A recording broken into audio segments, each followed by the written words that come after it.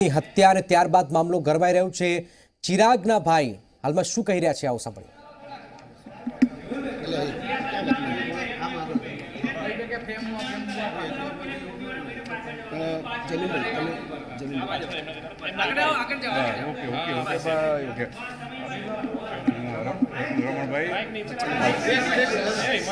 પૂરો પરિચય હું આજે અમારા ભત્રીજા એક્સપાયર થઈ ગયા છે।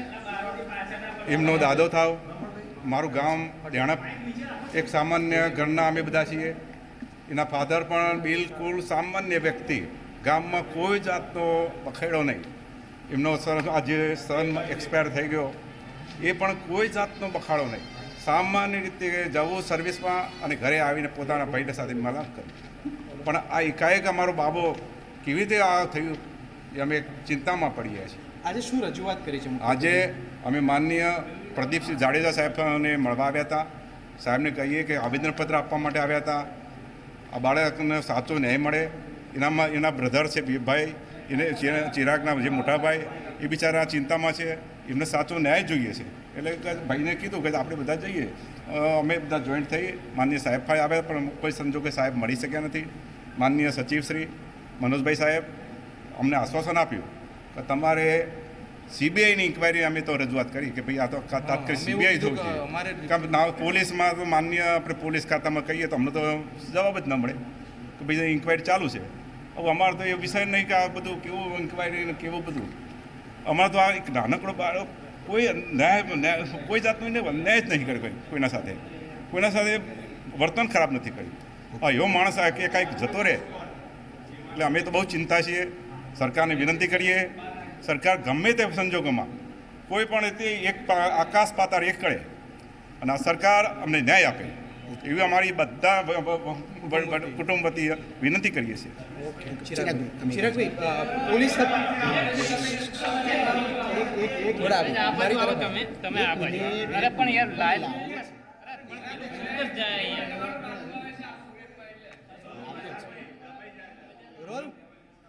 ચિરાગભાઈ, પોલીસ તપાસને લઈને શું કહેશો તમે?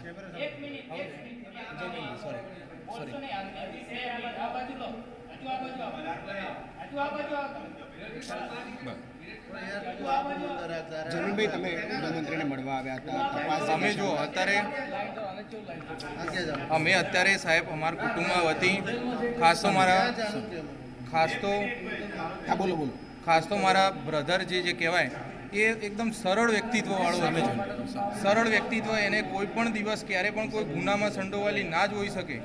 અને મમ્મીએ એ માંગ કરવા માટે આવ્યા હતા અમારો જે કેસ પોલીસ હેન્ડલ કરી રહી છે એના જગ્યાએ ક્રાઇમ બ્રાન્ચને સોંપવામાં આવે, જેથી કરીને અમને કોઈ પણ આમાં ન્યાય સાચો મળે। અને અમારા ગુજરાતમાં જે સરકાર છે, ભાજપ સરકાર, એ પણ બહુ અમને ન્યાય આપે એવી અમને ઈચ્છા રાખીએ છીએ। અને વહેલા પણ અમને કંઈ પણ કડી મળી રહે અને એમાં પોલીસ તપાસ કરે।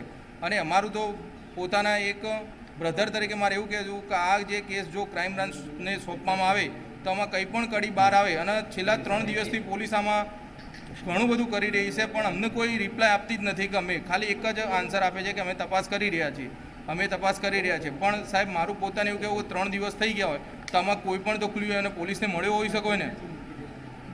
મારી એક બ્રધરનું એવું વ્યક્તિત્વ હતું, મારા ભાઈનું ચિરાગનું, કે સર તમે એના એક દિવસ મળો તો એના ફેન થઈ જાવ એમ। અને એ આવા ગુનામાં ક્યારે પણ સંડોવાય નહીં એવા અમે ઘરવાળા દુઃખદ લાગણી અનુભવી રહ્યા છીએ। ને એમાં મારી માતા તો એના જોડે એટલી કનેક્ટેડ હતી ને, એ તો પોતે પાણી પણ અત્યારે પીધી નથી કે મારા બ્રધર જોડે આવું થયું। કારણ કે એની બહુ ઓછી ઉંમરના અને બહુ નિસ્વાર્થ કુટુંબ જોડે લાગણીવાળો વ્યક્તિ મારા ઘરમાંથી એક જતો રહ્યો। તો અમે એવું ઈચ્છીએ છીએ કે એને કોઈ પણ સંજોગે ગુજરાત સરકાર અને તંત્ર એકદમ ન્યાય આપે। બસ, જય હિન્દ, જય ભારત।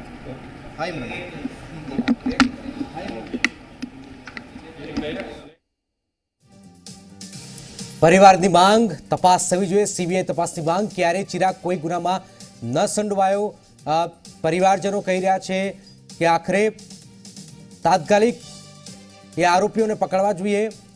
એક નિર્દોષ ભાવનો એક વ્યક્તિની જ્યારે હત્યા થઈ જાય છે ત્યારે અનેક સવાલો ઊભા થઈ રહ્યા છે। અને પત્રકાર ચિરાગની હત્યાથી અનેક સવાલો હાલમાં ઊભા થઈ રહ્યા છે।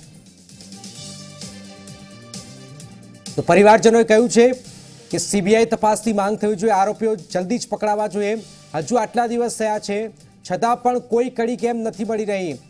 એક સીધો સાદો છોકરાની હત્યા શા માટે કરી દેવામાં આવી, કોણે કરી, શું એવું કારણ હતું, હજુ સુધી એ આરોપીઓ કેમ નથી પકડાયા?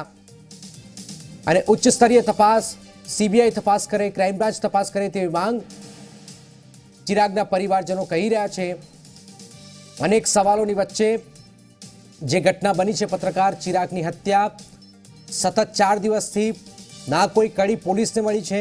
આખરે પરિવાર આજે સરકાર પાસે ઉચ્ચ સ્તરીય તપાસની માંગ કરવા માટે પહોંચ્યું અને સરકારે પણ બાહેધરી આપી છે કે તપાસ કરવામાં આવશે, કે ક્રાઇમ બ્રાન્ચ પણ તપાસ કરી શકે છે, સીબીઆઈ પણ તપાસ કરી શકે છે। આવી પરિસ્થિતિમાં અનેક સવાલો, કારણ કે જે રીતે હત્યા થઈ છે, અનેક સવાલો ઊભા કરી રહ્યો છે। એક સૌમ્ય ખૂબ સરળ વ્યક્તિત્વ ચિરાગનું, અને જે રીતે હત્યા થઈ છે, અનેક સવાલો આ હત્યા પાછળ, અને ત્યારબાદ એક પત્રકારની હત્યાથી ગુજરાતમાં અનેક સવાલો ઊભા થઈ રહ્યા છે કે આખરે સુરક્ષાની દ્રષ્ટિએ પત્રકારોનું શું? ચિરાગનું વ્યક્તિત્વ ખૂબ સરળ હતું, પરિવારજનો કહી રહ્યા છે।